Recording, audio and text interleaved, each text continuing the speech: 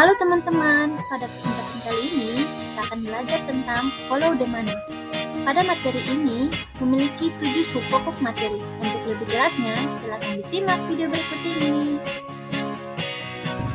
Follow the money secara harfiah berarti mengikuti jejak-jejak yang ditinggalkan dalam suatu arus uang atau arus dana. Jejak-jejak ini akan membawa penyidik atau akuntansi forensik ke arah pelaku fraud. Pendekatan follow the money sudah lama dipakai di Amerika Serikat dan dikenal juga dengan pendekatan anti pencucian uang. Pendekatan anti pencucian uang ini diperkenalkan secara formal oleh Perserikatan Bangsa-Bangsa pada 1988 dalam Konvensi Wina. Perserikatan Bangsa-Bangsa atau PBB merupakan organisasi internasional pertama yang mengambil gagasan untuk menyusun perangkat hukum internasional memerangi money laundering. Selanjutnya yaitu naluri penjahat. Dalam setiap kejahatan pada umumnya, ada suatu gejala yang sangat penting, yakni pelaku berupaya memberi kesan bahwa ia tidak terlibat dalam penipuan. Untuk itu, pelaku harus jauh dari penipuan itu sendiri. Itulah sebabnya salah satu aksioma dalam fraud yaitu fraud is hidden atau fraud tersembunyi. Dalam melakukan fraud, motifnya adalah mendapatkan uang untuk dirinya atau untuk orang lain atau untuk organisasi. Meskipun pelaku berupaya memberi kesan bahwa ia tidak terlibat, harus ada aliran uang atau dana menuju tempat tujuan akhir. Naluri pelaku fraud inilah yang melandasi teknik audit investigasi follow the money. Kriminalisasi dari pencucian uang. Pola perilaku kejahatan dengan menjauhkan uang dari pelaku dan perbuatannya dilakukan melalui cara placement, layering, dan integration. Tindak perbuatan ini dengan tegas tindak pidana sebagaimana diatur dalam Undang-Undang Nomor 15 Tahun 2002 tentang tindak pidana pencucian uang sebagaimana telah diubah dengan Undang-Undang Nomor 25 Tahun 2003. Pusat Pelaporan dan Analisis Transaksi Keuangan atau PPATK merupakan lembaga yang penting untuk mengungkapkan pelaku-pelaku dengan menelusuri laporan-laporan dari berbagai sumber tanpa harus membuktikan kejahatan utamanya. Undang-undang tentang pencucian uang mendorong teknik investigasi follow the money. Namun, sebelum keluarnya undang-undang ini pun, para penyidik di kepolisian dan kejaksaan telah menggunakan teknik tersebut. Kalau naluri penjahat mengarah pada penyembunyian kejahatan, naluri penyidik tertuju pada pengungkapan kejahatan. 2.4 Terorisme dan pencucian uang. Pengeboman di Hotel Jaya Marriott dan The Ritz-Carlton Jakarta pada tanggal 17 Juli 2009 dapat berlangsung karena ada dukungan dana yang cukup memadai.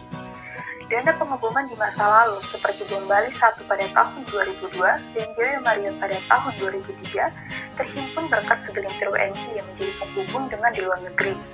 Dana diperoleh dari Pakistan melalui beberapa WNI yang berperan sebagai penghubung dan kurir antar negara.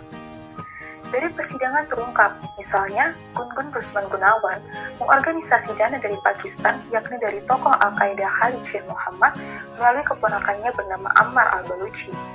Gun-Gun merupakan anggota kelompok Al-Ghurabar, semacam kelompok studi mahasiswa Indonesia dan Malaysia yang belajar di Pakistan. Dalam tahun 2003, Dinas Intelijen Pakistan menangkap 6 mahasiswa Indonesia dari Abu Bakar Islamic University di Karachi, Pakistan, termasuk Gun-Gun yang diduga terkait kelompok teroris. Dari kutipan tersebut terlihat ada hubungan antara terorisme sebagai kejahatan utama atau tindak pidana asal atau predicate crime dengan pencucian uang. Berbeda dengan tindak pidana asal lainnya di mana uang merupakan hasil kejahatan. Dalam terorisme, uang dipergunakan untuk mendanai tindak pidana asalnya. Oleh karena itu, pencucian uang dalam hal terorisme disebut reverse money laundering atau pencucian uang terbalik. 2.5 Undang-Undang Tindak Pidana Pencucian Uang melalui pendekatan follow the money. Pendekatan anti pencucian uang dalam penegakan hukum berdasarkan Undang-Undang Nomor 8 Tahun 2010 tentang pencegahan dan pemberantasan tindak pidana pencucian uang mempunyai prioritas mengejar hasil tindak pidana atau mengikuti aliran dana melalui kekayaan yang disembunyikan. Adapun kegiatan dilakukan untuk mencari uang atau harta kekayaan lain yang terkait, yaitu dalam usaha mencegah dan memberantas tindak pidana pencucian uang, maka dibentuklah suatu lembaga independen, yaitu Pusat Laporan dan Analisis Transaksi Keuangan atau PPATK. Follow the money dan data mining. Teknik investigasi ini sebenarnya sangat sederhana.